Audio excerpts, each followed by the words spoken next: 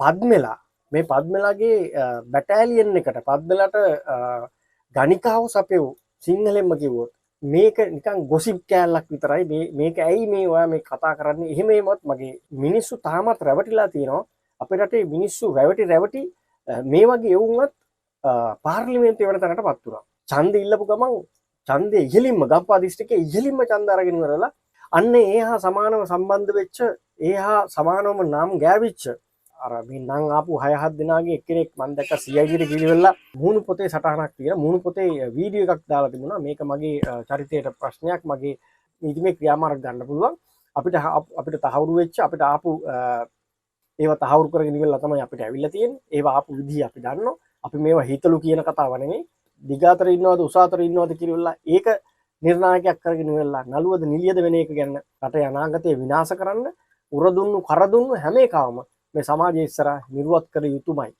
ඒ කුමාරි හාමිලව හෙට අනිද්දා එළියට ඇවිල්ලා ඉවරලා අර නංගන් එක්ක තවත් නිලියෝ සප්ලයි කරපු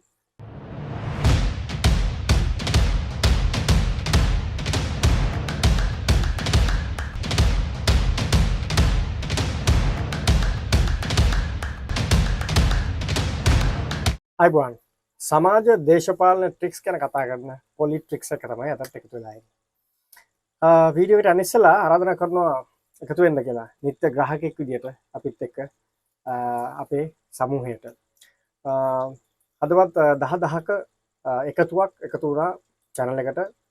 හිමින් යන ගමන දුර යන්න පුළුවන් කියලා කතාවකුත් තියෙනවා. ඉතින් හිමීට ගමන පටන් අරගෙන අපි ඉස්සරහට යනවා. සමාජ දේශපාලන ට්‍රික්ස් ගැන කතා කරනකොට මේ දවස්වල ටිකක් වැඩිපුර කතා කරන්න කතා බහට ලක් වෙන කතාවත් එක්ක මට මේ හම්බුණා නිකන් ගොබ්බ පාට් එකක් තියෙන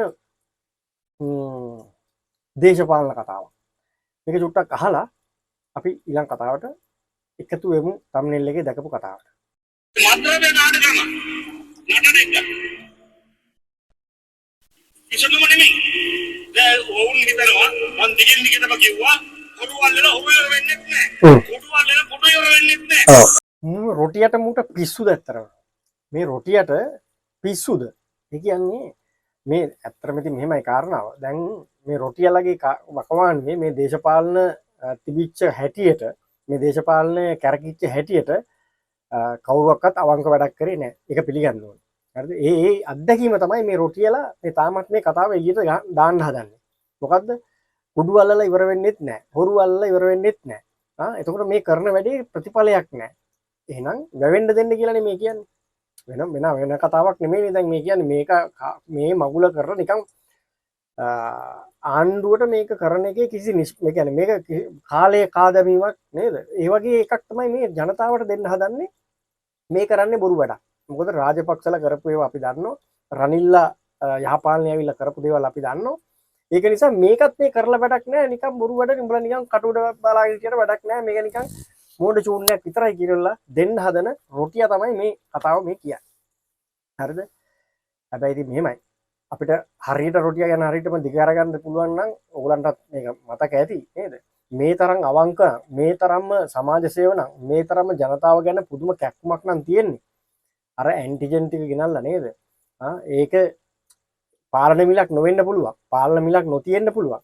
හැබැයි පාලන මිලක් නැති වුණාට Tamanට පාලනය කරගෙන ඒක මිනිසුන්ට දෙන්න පුළුවන්. ඒ මිනිස්සු එදා තත්ත්වයේ හිටපු හැටියට මිනිසුන්ට දරා ගන්න පුළුවන් මුදලකට දෙන්න පුළුවන් වුණා නම් මේ වගේ අපිත් පොඩ්ඩක් නේද ටිකක් උඩින් තියලා කතා කරනවා මේ වගේ අඩුම ගානේ මිනිස්සු වෙනුවෙන් වැඩක් කරා නේද මේ මිනිස්සු කියලා.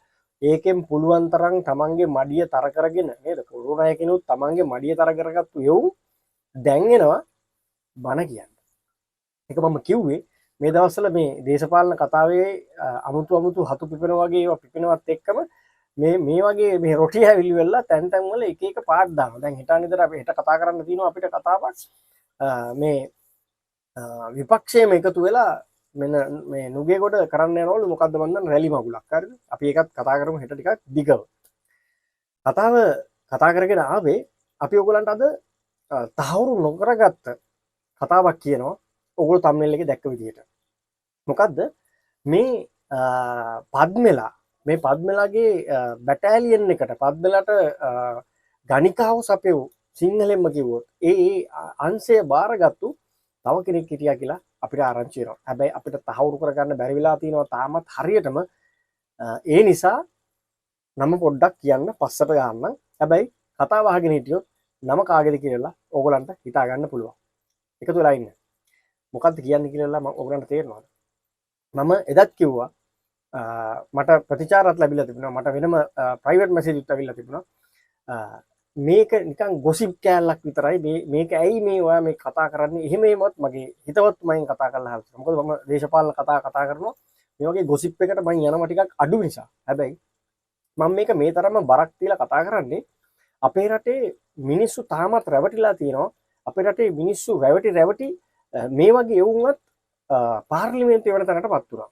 උදාහරණයක් විදිහට නේද? අර පබා කියලා නාට්‍යයක රංගපෑවයි කියලා ඡන්ද ඉල්ලපු ගමන් ඡන්දේ ඉහළින්ම ගම්පා දිස්ත්‍රික්කයේ ඉහළින්ම ඡන්ද අරගෙන ඉවරලා කෙලින්ම පාර්ලිමේන්තුවටපත් වෙනවා. හැබැයි කතාවක් කතා කරගන්න. කියන්නේ ලියලා තියෙන දෙක මේ පොතේ තියෙන එක ලියලා දෙන එක කියා ගන්න බැරි තත්ත්වයකට පත් වෙනවා. එතකොට මේ වගේ මිනිස්සුන්ව මේ පුම්බලා ගන්න මේ සමාජ ක්‍රමය අපි වෙනස් කරන්න ඕනේ. අන්න ඒකයි මම මේකට මේක බරක් තියලා මේකේ මේ කුණු කෑල්ලක් තිබ්බට මේකේ නේද අපේ මිනිස්සු ටිකක් කුණු රහටත් කැමති.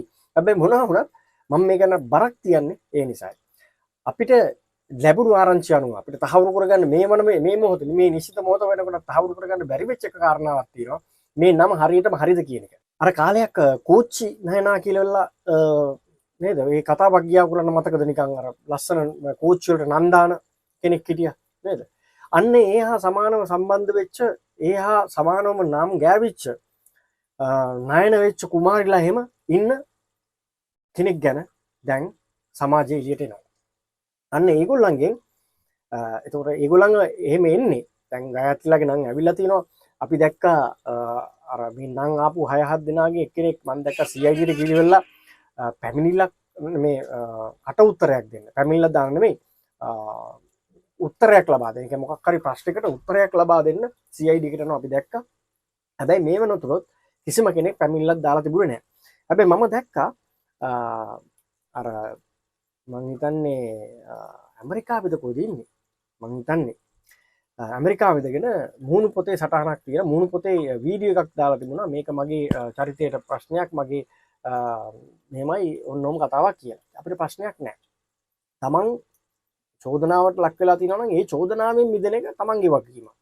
මේවා එළියට ඇවිල්ලා තියෙනවා මාධ්‍ය තහවුරු කරලා තියෙනවා. ඒ නිසා තමයි අපි මේක කතා කරන්නේ. ඒ නිසා තමයි මේක පිළිකුලෙන් අපි මේ සමාජයේ ඉස්සරහ තියන්නේ. මේ වගේ ඒවට අපි රැවටිලා හිටියා. මේ වගේ පුම්බන බැලුම් එක්ක තවදුරටත් මේ රටේ ගමනක් යන්න එපා කියලා කියන පණිවිඩය තමයි අපි මේ ඔයගොල්ලන්ගේ හමුවේ තියන්නේ. ඉතින් ඒක නිසා මම හිතන්නේ කෙනාගේ නම හේෂානි ලියදපිටි හරිද? එතකොට එයා තමයි ඇමරිකාවේ ඉඳගෙන Facebook එකේ වීඩියෝ එකක් කරලා මේකට නීතිමය ක්‍රියාමාර්ග ගන්නවා. කිසි ප්‍රශ්නයක් නැහැ. නීතිමය ක්‍රියාමාර්ග ගන්න පුළුවන්.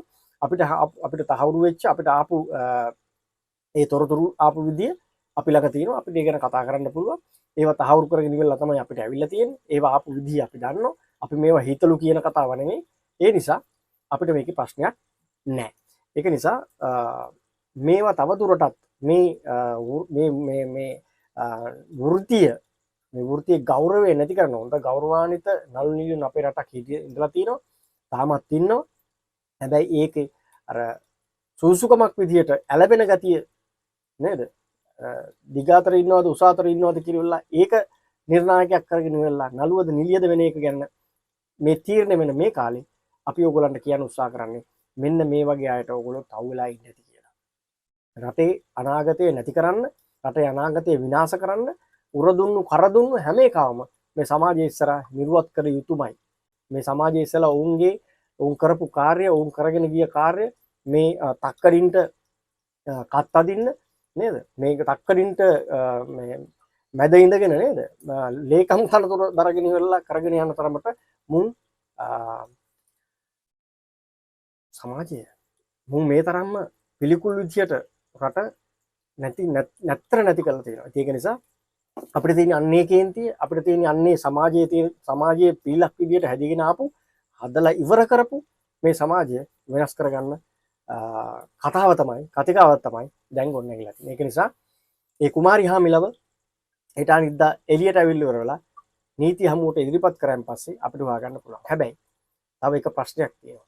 ප්‍රශ්නේ තමයි මේ නාට්‍යයේ මේ නංගන් ටික එළියට ආවන් පස්සේ අපිට නිකන් දැනෙනවා එතනත් නිකන් පොඩි ඩ්‍රොප් නේද? පොඩි පල්ලෙහා මේ නංගන් එක්ක මේ පරීක්ෂණ කටයුතු පොලිසිය පැත්තෙන් පොඩ්ඩක් අඩපණ වෙලා වගේ එකක් අපිට තේරෙනවා. පොලිසිය නාඩගම් ගැන අපි කතා කරලා තියෙනවා.